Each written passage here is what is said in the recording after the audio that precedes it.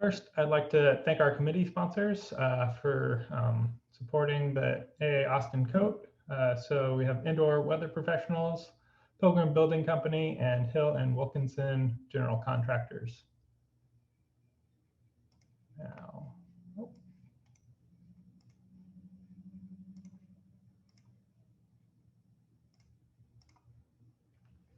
so this is the third part of our 2030 commitment subcommittee series for the year 2021.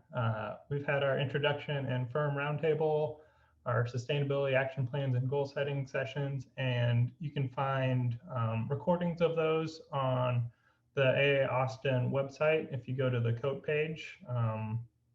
Today, we're doing our DDx workshop. We'll have these slides as well as a recording up on the AA Austin website shortly.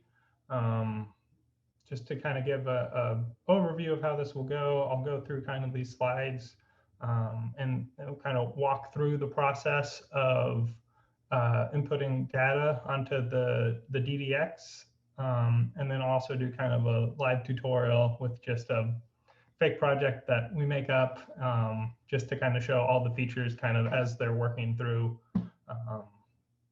And then for our last series that we have planned so far, which not to say that there won't be more ideas coming, but we're going to have embodied energy and mentor session on April 8th at noon.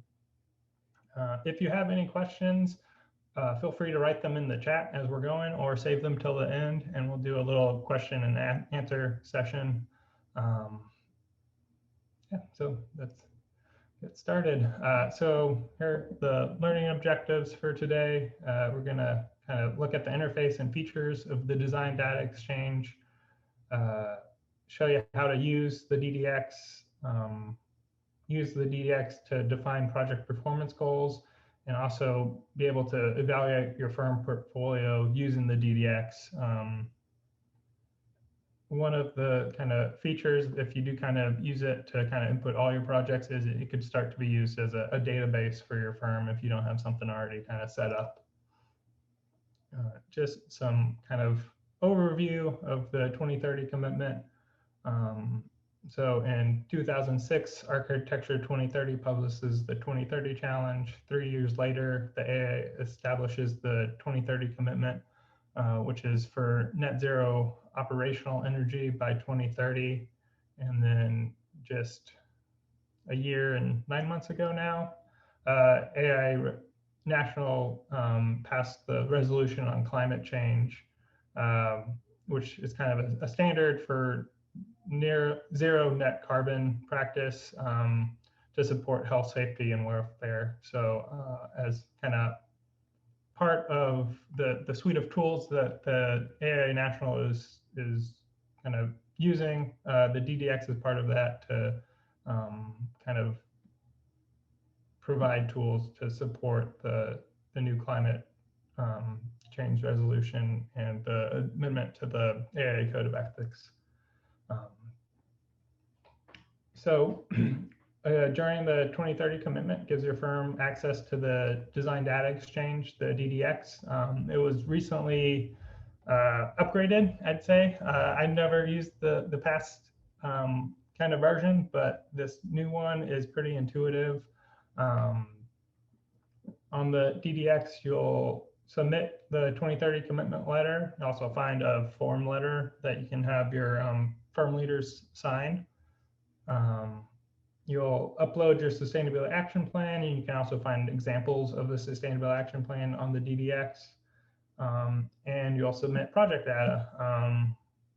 And kind of the criteria for project data, which all of this is optional. It's aspirational, is to try to help get to the 2030 commitment goal. So project data would be for both new construction and major renovations that are in a design phase. So whether that's concept through construction administration, those all should be kind of part of your portfolio that you're inputting into the DDx. And multiple users can be added.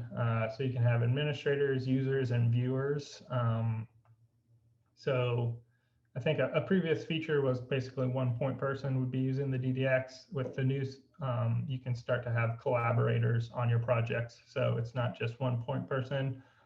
So depending on how your firm is set up, you can either have kind of your sustainability lead be putting in information to the DDx, or you can kind of set sustainability champions for each of your projects, and they can start to kind of fill out the data based on whenever your firm kind of has milestones. So as we get through, so the annual reporting deadline is March 31st. This year it's a little bit different. I believe it's April 30th is the deadline, just due to everything that's going on in the world around us. They've kind of pushed that back a little bit just for 2021. I believe back in 2020, they pushed it all the way back to July, but typically it's going to be March 31st. Again, you report all the projects in an active design phase. And then for joint venture projects, both firms can report the project data. And there is reporting for interior projects. It's kind of based on lighting scope. So for interior only projects, they're really looking at kind of lighting power density. But for anything else, major renovations and new construction, they're looking more at energy use intensity. So it's a cloud-based confidential reporting tool. So whatever you kind of data you put in is for your company. No one else kind of sees that it's attached to your firm. And you're able to compare projects. Basically, they aggregate all the data and then it's anonymous. So you can see and compare to different types of projects based on type, size, climate, and there's a couple other attributes that you can start to kind of compare your own portfolio to. And you're able to compare projects to your own firm kind of performance, as well as the entire 2030 portfolio. So in navigating the DDx, so there's 3 tabs. You have your portfolio, your company, and reports tabs. Those kind of get you different areas that I'll go through shortly. And then there's this help support facts, which is this little tiny green and white question mark. I don't know why they make it so small, but if you're looking for support, it's up there by your account. So on the portfolio tab, you're going to have your top performers. And this just shows the 5 kind of projects that have the best savings. You can filter the top performers by project type, construction type, or phase. It has all your account information, so your name, your contact information. You can start to put in location information, but it's not required, and then your company. There's these little pencils in the corners, and that lets you update your company information if you're an admin, and you can update your personal account information down in this little icon. And then you have your managed projects, which you're only going to see projects where you're a collaborator. In the company tab, you can see all the projects, but projects that you're actively on are going to show up in your portfolio managed projects. You can filter your projects by the 3 line triangle here. And there's also an option to export all your data as a CSV file. If you have, if you kind of want to bring that into Excel, if you have your own kind of company database that you want to start bringing this data into, or if there's some reason why you kind of want to export it to create any graphics to start to kind of explain how your company is doing in terms of performance. Then in the company tab, so you're going to have your company information, company type, whoever your admin who kind of sets it up is. There's the submit portfolio key. which only admins will see this. And this year, the deadline is April 30th. You'll have your signatory kind of information. So when you signed on, what your kind of firm target is, and then also your commitment letter gets uploaded here. And then your sustainability action plan. So admins have the control to either edit or delete the sustainability action plan and upload, and you can always upload a new one. Once you upload, there's a little checkbox if you want to kind of share that, and that will kind of be put with the support facts, that Dropbox that has all the examples in it that we kind of explained during the last session, or you can leave that unchecked and your sustainable action plan will just kind of show up here. Then we have our managed projects. So this is going to show all the projects in the company. There's a column visibility. So you can kind of change the name, type, status, baseline energy to kind of some other parameters. Then you can do a bulk import if your company has kind of its own database. And then going down a little bit, so we have your offices and studios. So if your company has multiple offices or studios, you can start to add, and that's going to be an admin only key as well.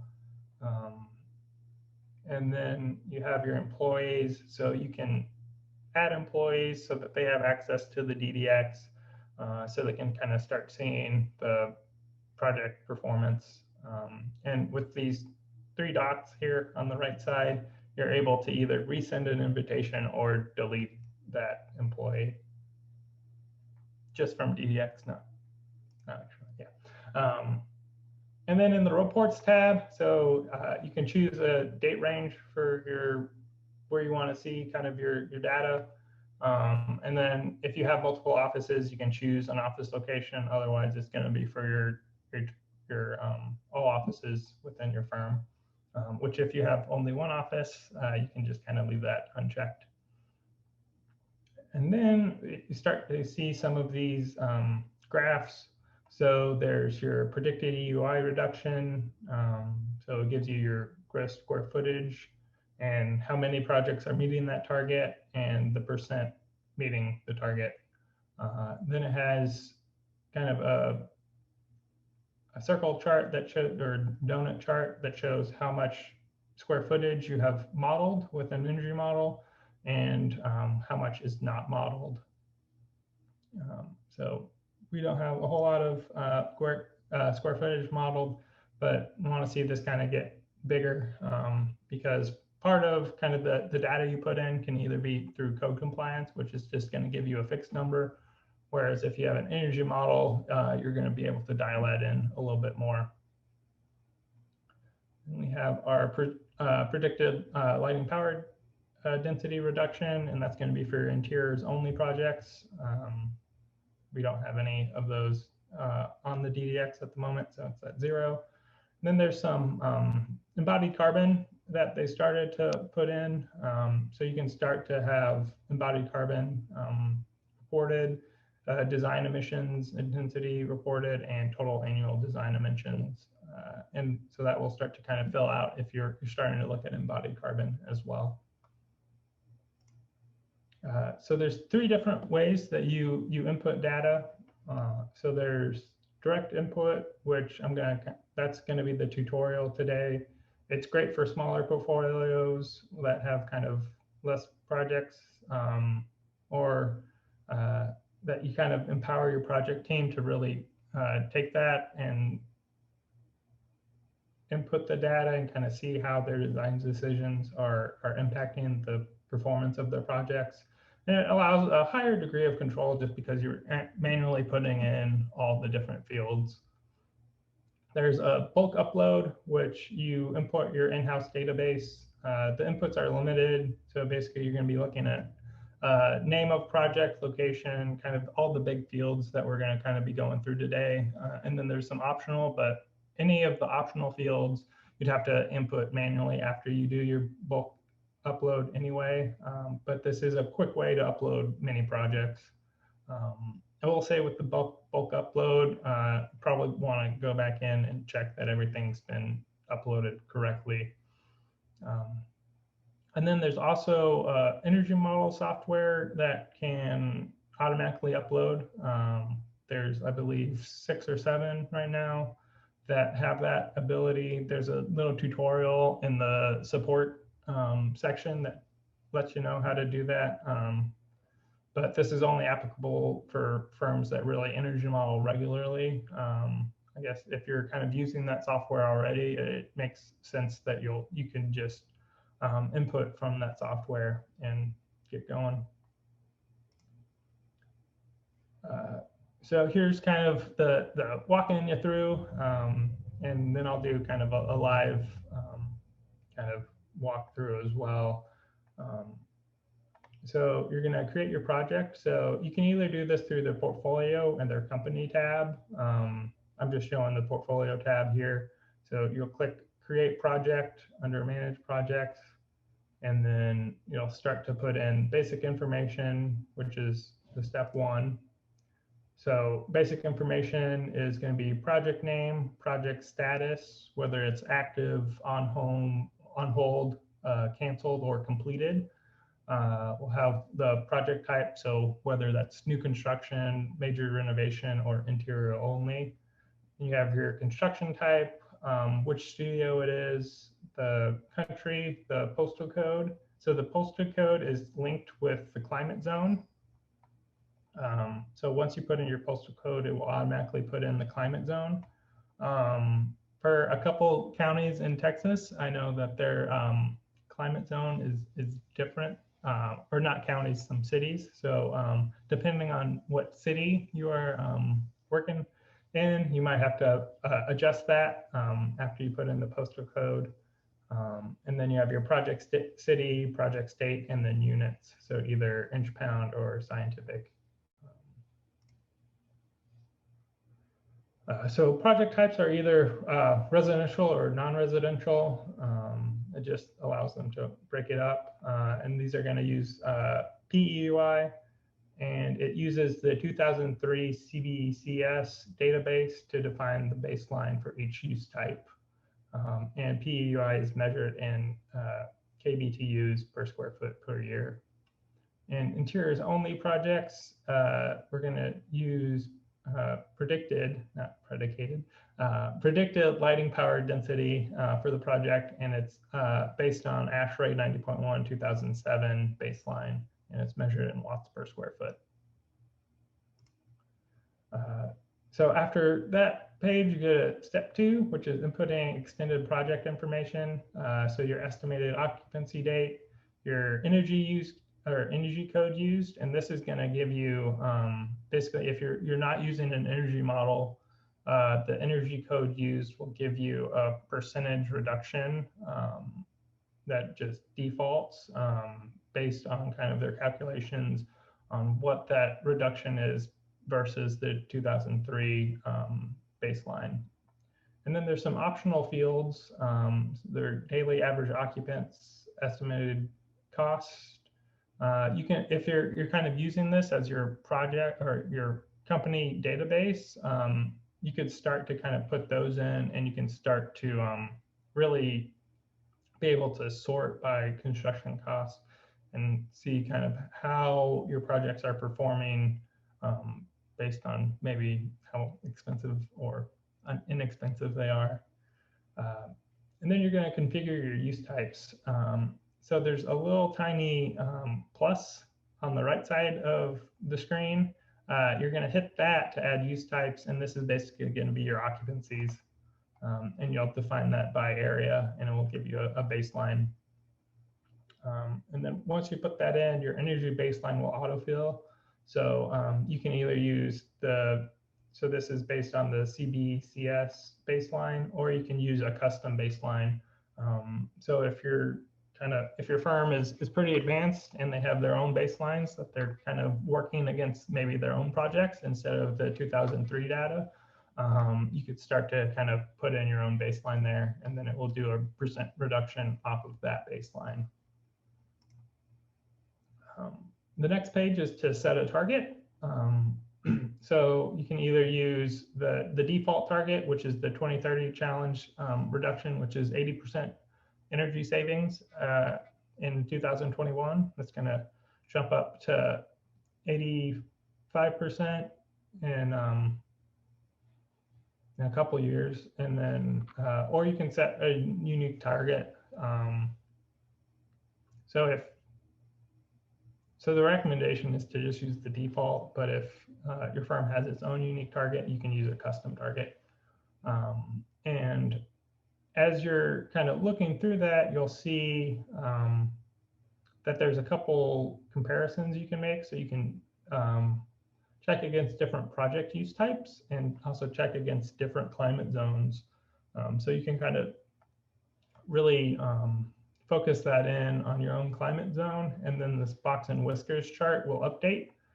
So you can see kind of the 2030 target is down here. And then we have kind of that's kind of the average is just under 30% reduction. And then we have the bulk of kind of the averages of all projects that have been inputted into the design data exchange, kind of fill out this green box. And then you have your outliers that are showing kind of the different types. So there's some that have 0% savings, and then some that go all the way. I guess they're net positive because they're above 110%. But this just kind of allows you to kind of compare what your target is to the rest of the projects within the DDx in kind of more of an anonymous fashion. Just a note, if you hit back, you're going to lose all your data. So if you hit back, whatever you had inputted into step 2 will have kind of gone away. Everything in step 1 will still be there, but it's just step 2 gets reset whenever you hit back. I think if enough of us write in that we don't like that, maybe AIA will be able to kind of fix that. Kind of, it seems like a bug. And then, so after you hit save and view project, it's going to bring you to this this page, which is going to be your project dashboard. So it has your project status, whether it's active, on hold, complete, or canceled. You can select a date range for comparison. So it's going to have similar projects in DDx, your firm average, and then how this project is doing, which kind of right after you hit save and complete, it's going to be at 0 because you haven't actually put in any data yet. And then progress towards goal. So this will kind of show you how your design's doing. I'll show you that once we get into the live demo. And then your savings from baseline. So to complete kind of inputting the project, you're going to hit track data and start to input your data. And on this page, you're also able to invite collaborators, add project notes, and adjust your target and any of the other kind of information, as well as start to track data based on which design phase you are in. So this is the track design data. So you can either kind of report everything kind of at the end of the year and just do it once so that you kind of have your portfolio be full. Or if you're kind of trying to use this as kind of setting performance goals for each phase of your project, you can input for the different phases, so it's concept, SD, DD, CD, and CA. And then so whenever you report, it's going to have your reporting date. You can always kind of go backwards. So if you're maybe a couple of days after your DD deadline you want to report, you can always push that back. And then, so there's the different kind of inputs you can make. So your predicted, and so if you're just doing code compliance because you just want to have it within your portfolio, after you put that reporting date and which phase you're in, you can hit the save and go to project dashboard, and that will just default to the code compliant energy savings. If you have done an energy model and this predicted energy use, you're going to hit yes, and then some more kind of fields pop up. And then there's also these other fields. So you can do renewable energy sources if you have either on-site or off-site renewables. You have predicted lighting power density for those interior only projects, and then embodied carbon if you're starting to kind of track that. There's a couple additional inputs just if you kind of want to have that information in this as your kind of firm-wide database. You can do a window wall ratio and then also your ASHRAE 90.1 Appendix G baseline energy model. And those are just basically, all of this is optional. I highly recommend having an energy model because there's been kind of proven studies saying that energy models reduce energy use in projects just because you're actually thinking about it, and that the payback period for energy models is pretty low, as low as 2 months. Kind of the high end is kind of in the 10-month range for kind of savings. And that's an HOK report that you can kind of find if you search on the internet. So just a summary of the process. You create projects, you input your data, you track progress. This one, if you just kind of want to be submitting your portfolio annually, you can track progress right at kind of the end of the year, or you can do it by phase. And then you submit annually. Okay, so I'm gonna end the PowerPoint for now, and we'll come back to it. So here's the DDx. We're gonna sign in. Hopefully I remember my password. So here's my, so it takes you to your portfolio page to begin with. So you see you have your portfolio, top performers, your account, and the projects. We have our company page, and so you have all your company information, your portfolio, your signatory, which downloads your commitment letter if anyone kind of in your firm wants to see what that is. And then also your sustainability action plan can download as well. And then in the reports,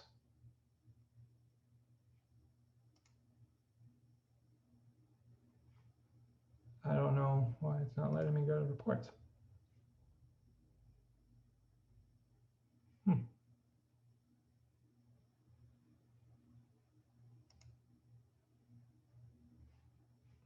Okay. We'll get back to that. All right, so in your portfolio, if we go to create project, so this is where you'll put in your project name, your project status, which you have the 4 options. Leave that at active. You can put in a project number if you have project numbers. Just make that 1,000. And then your project type, so residential, non-residential, interior only. Let's do a non-residential project. You have your construction type, so you can do either new construction or major renovation of existing building. Let's do a new construction. Our office, which there's only one McKinney New York Architect's office in here. And then your project country, which it has a bunch of countries. You have to scroll all the way down to United States. And can put in your postal code. So let's just do an Austin and see that the climate zone automatically updates. If let's put in my hometown, and then it updates to 4A mixed humid. So those are linked together, so you don't have to go find the climate zone map, even though you should probably already know what your climate zone your project is in. We have our project city, project state, and then units. And I'll just do inch pound, and I'll do save and continue. If I hit back, all those fields are going to be blank again, and you have to input those again. So don't want to hit back. We'll do estimated occupancy. We'll say it's going to be this year. We're going to say we use ASHRAE 90.1 2016. And then these next fields are all optional. Let's just say we have 30 daily it's $1 million project with $1 million site work. Did a lot of site work. And then we get down to our use types. So again, it's this little plus on the right side of the screen. And then you'll be able to select your use type. And they have all the different CBESC use types here. So let's say we're going to have a small office, let's say 8,000 square feet.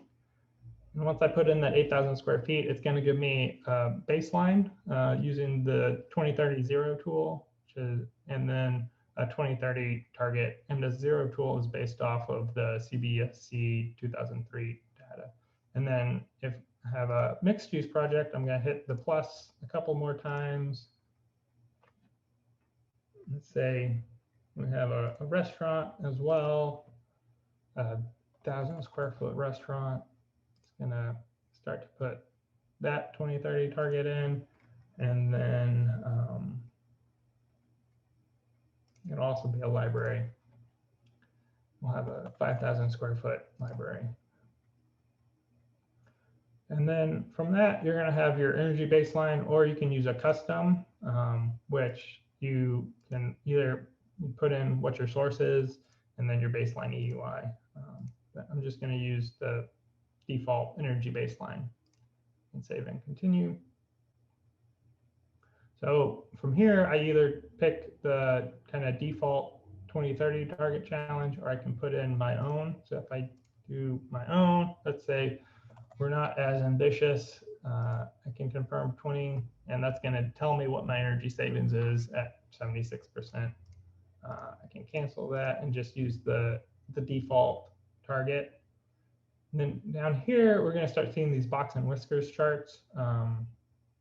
So once you kind of hover over those, it tells you what the sample size is, and then where the EUI is for kind of the different quartiles and medians. For all those different types, I can, so you can either change it, you can add in kind of a data center. If you want to start to look at different kind of project types, but typically just use the project types for your project. And then you can look either against all climate zones, or we can start to look at our own climate zone and see how projects are doing in our own climate zone. So we can kind of see that there are projects in the high quartile that are achieving that savings, but the 75% quartile is only about 52%, 53%, and then 36%. So it's possible that we can get to that energy savings goal, but on average, it looks like in general in this climate zone, we're lagging a little bit behind both our custom target and then also our 2030 target. So I'm just going to leave it at the 2030 target challenge. We want to be aspirational and try to get to there and save and view my project. So here's the project dashboard. So I can see kind of project notes, who's on there. I can add other people. So if you kind of have your sustainability lead, will be probably the admin. And then you can add collaborators to, like, if you have a sustainability champion on your project that they can start to bring in, or you can just add the whole project team depending on kind of how you want to use that feature. And then you can update kind of your area. If something changes in design, you can update your target with the little pencil in the lower right-hand corner.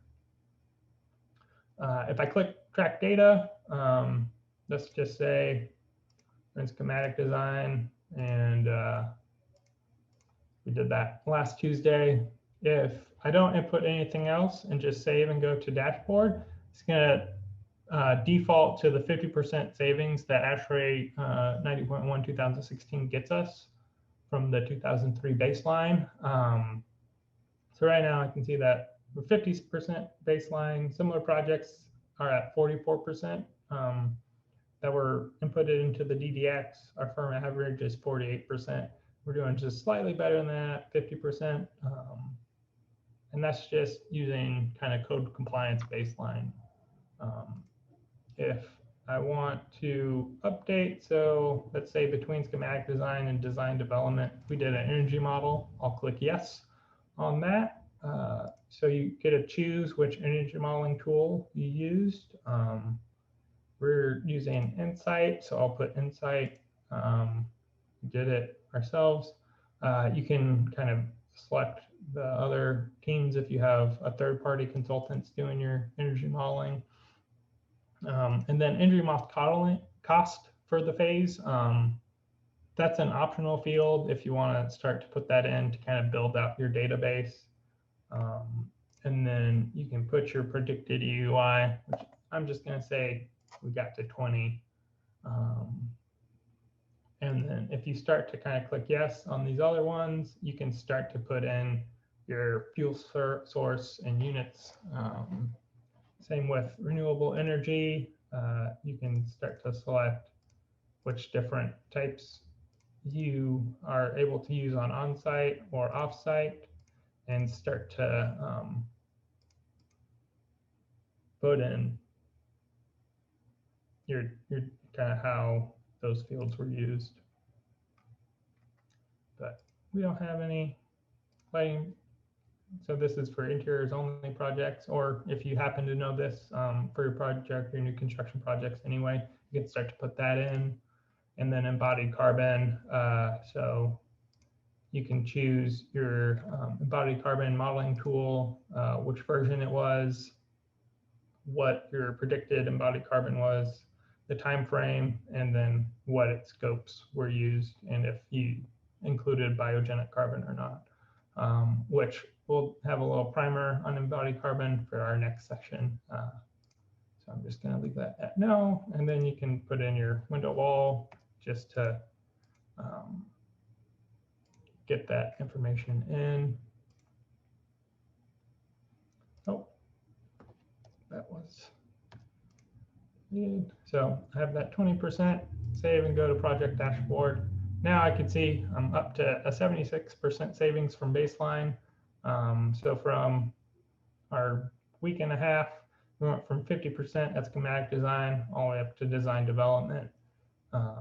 And our project is trying to reach to that 80% goal. And so that's kind of the input for your project. Down in your projects, it'll let you know kind of if you need to finish the setup, if you can track more data. And then over here gives you a little bit more options.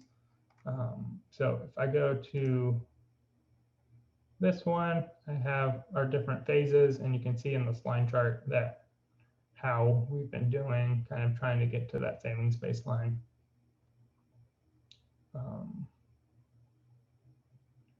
Then if we go to track data, we save our project. Then, because we're at the end of construction administration, we can mark that as complete. Just keep in all of our information, and then update any of the basic information that we need to, and confirm closeout. So now we'll see that that is marked as complete, and you can only view the data for that. We can come to our company page. submit portfolio. You'll choose the year you're submitting for, and then hit continue, and you'll get some more options. So that's kind of the nuts and bolts of entering information into the DDx. I guess there's something going on with the reports, but that just automatically kind of gets filled in for you, and you can see those graphs. Yeah. So back to our slideshow. Oh.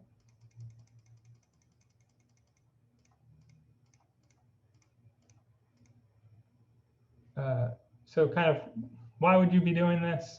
So you can communicate to your project teams, have regular check-ins for your sustainability champions to make sure that the project is kept on track. And also kind of based on how your projects are doing, you can have lessons learned and modeling best practices to kind of make sure that everything continues to be accurately modeled and reported to the DDx. You can report to the firm, kind of check your progress against the Sustainability Action Plan, say how well you're doing versus the 2030 commitment. I believe now every year that you submit, they send you a little badge that says how many years you've submitted that you can put up on your website or social media and email blasts. You can kind of find which projects are underperforming and check in with those project teams to see why that's happening. At one of the kind of green build events that I went to this year, there was this idea of failing forward. So even if we have that 80% kind of goal and we don't get to that on projects, as long as we're trying to get there, like as long as we're doing better than our average, that's failing forward. And kind of whenever you're making progress, make sure that you celebrate those progress. So just kind of the act of reporting and having this data and kind of knowing where your firm is and seeing incremental progress is good enough reason to have a celebration.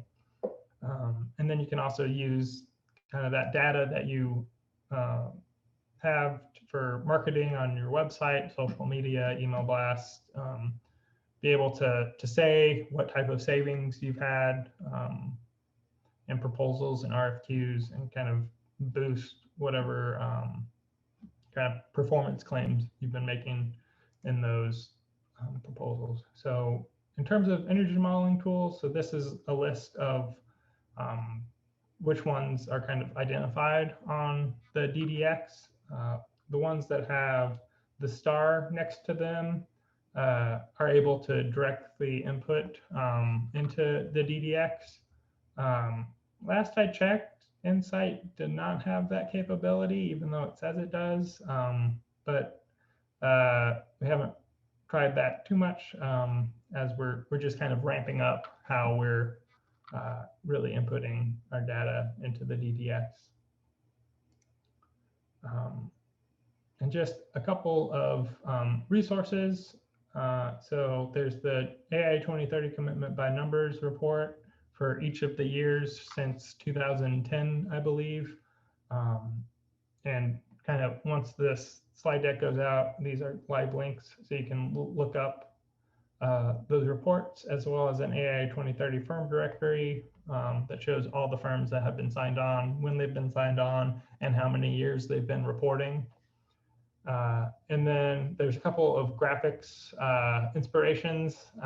So if you do export that data, here's some kind of ideas for how you could start to represent that and use that for kind of creating beautiful graphics for your marketing efforts to explain how you're doing versus the 2030 commitment baseline.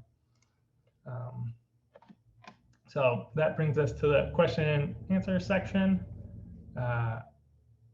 Feel free to either write them in the chat or just unmute yourself and go ahead and ask.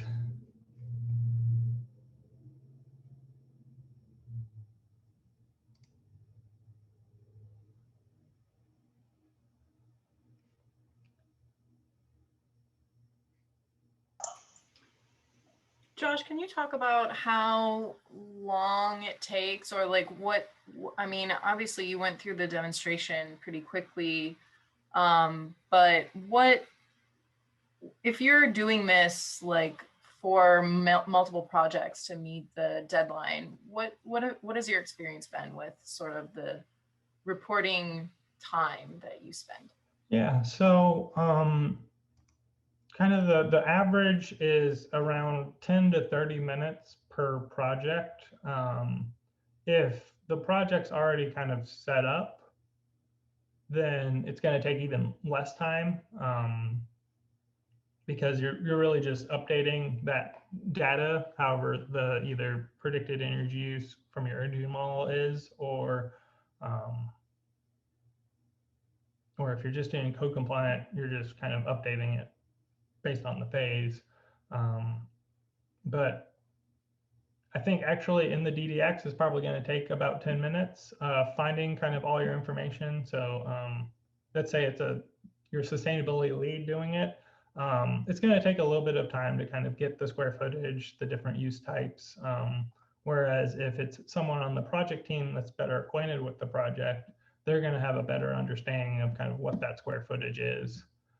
So it might be a little bit quicker if you kind of have your project teams doing it versus kind of the sustainability. Like if you have one sustainability person, they'd probably be sending out a questionnaire, having all that information kind of be kind of generated for them to put in. And I mean, depending on how your firm is kind of structured and who kind of knows that information, that could take a bit of an effort. Or if kind of everyone kind of has a database and kind of knows that information, then it's really just kind of making sure that that information is easily found, and that whoever is kind of inputting into the DDX can just kind of go grab that information and put it on the DDX. So I'd say probably 30 minutes is going to be the top per project. Thank you.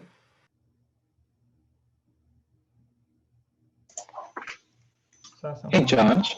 Yeah. Yeah, I was curious about the phases. So when a project or when a firm reports at the end of the reporting year, the projects that get reported, do they have to be in finished construction, or do they have to just be finished with design? So whenever you're submitting your portfolio, it's really just a picture in time of how your firm-wide kind of projects are doing at the end of each year. So let's say you have, just for simplicity, we have 3 projects going on in 2020, and we're reporting for the 2020 year. So let's say one project started in January, and by the end of the year, it's in construction documents. That project would still be submitted whenever you click this submit portfolio. So as long as it's in an active design phase, it's going to be submitted throughout that calendar year. Let's say that the second project was started in 2019 and finished in 2019. That would only be reported for the 2019 portfolio. And then let's say that you had another project that's been going on for a long time. It started in 2019 in concept. So if it's in concept in 2019, it's going to be reported in 2019. If it gets to CDs in 2020, it's going to also be reported in 2020. And then if it finally finishes construction in 2021, because it's still, construction and administration is still classified as an active design phase for the DDX. It will still be submitted for the 2021 portfolio, but once it gets to 2022, that project is no longer included in your portfolio because it's just active projects for that calendar year. Does that make sense? Yeah, I think so. So basically anything that's active, and active includes anything from concept all the way up to construction administration. But once it's completed, it's not reported in the portfolio for that year. Correct. Well, I guess in the next year. So if you complete Okay. something in 2020, you're still going to report that within the 2020 portfolio. Got it. Yeah. Thanks. And I mean, that's like the ideal thing, that you're reporting all your projects and everything's being reported in the right year. But I mean, this is an optional program to help reach the 2030 commitment, the 2030 challenge. So if for some reason your firm's only, I mean, we have probably less than 100% of our projects on the DDx, and we're just trying to develop our process and try to get to that 2030 baseline target. But at least my belief is if you don't know where you are, you can't kind of figure out where you're going. So whatever amount of projects you're able to get on here is a good start. And I highly recommend everyone to sign up, get that commitment letter on there, have a sustainable action plan, even if it's relatively light to begin with, and just kind of build up your process and really get going on this so that we can make headway on climate change.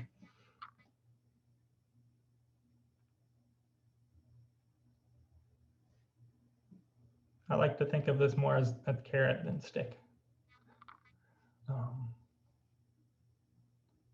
Right. Well, if there are no further questions, I'll hand it over to Ashley to give some AA Austin overview. Hey everyone, thanks for joining us today. We're really happy to have all of you here. My name is Ashley Griswold. I am the incoming chair for the 2021 Austin Committee on the Environment group, COTE. And so if this is your first time joining us for an event, we're happy to have you and hope to see you at many more of our events. You can find out more about what we've got going on and what's coming up by joining our mailing list, and you'll get a couple emails a month with news and information about programs that we're hosting or that other partners are hosting that we think you'd be interested in. And those will come from AIA Austin. Or just stay connected to us with our social media, Instagram, LinkedIn, Facebook, and our website through AIA Austin. And feel free to reach out. Our contact information is also on our website if you have any questions or want to find out about how you can get more involved. Thanks, everyone. Have a great day.